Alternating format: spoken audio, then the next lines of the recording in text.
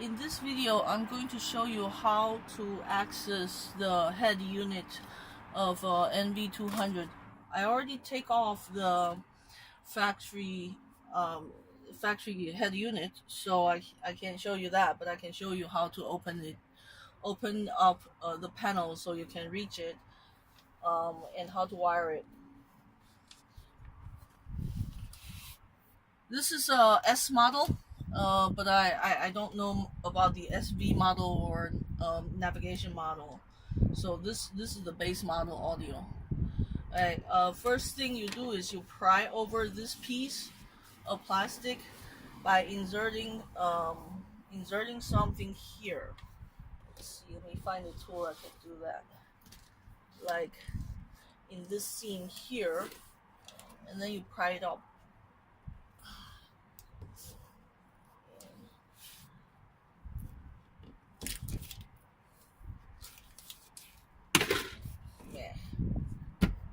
Okay. Alright. So there's a harness for these two, the switch and the LED, the lights. But you don't need to remove the harness. You can just put it aside like this, and this gives you a place, the edge, to pry open this part of the plastic that surrounds the head unit and contains the air vent.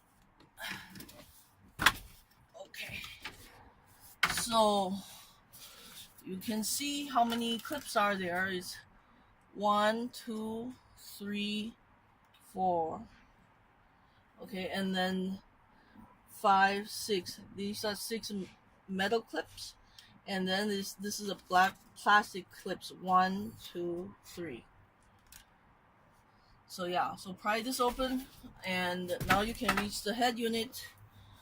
And then all you need to do is to unscrew these 4 screws. Okay, let's see.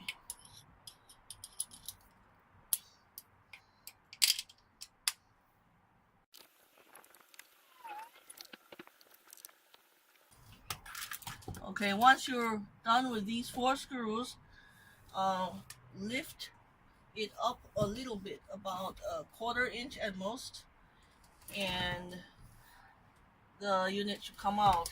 And it's just held together by these brackets, so you don't even need to buy an aftermarket brackets to fit. So this is an NV200 again, and the wiring that came with a factory stereo with Bluetooth has 3 different harness. The big main harness contains all the standard speaker aftermarket stuff, which I hooked up to my aftermarket stereo. And this one, with a lot of blue and light blue on it, is mainly CAN bus. So, and then the third harness is the gray harness here, that only has 2 thick wires. This is the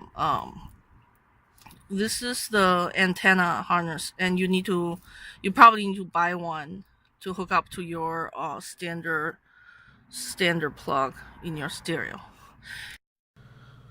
So for wiring, it's pretty straightforward because Nissan's color is pretty standard. You can just basically wiring up the corresponding colors. And I will put a link to the correct harness that you can buy.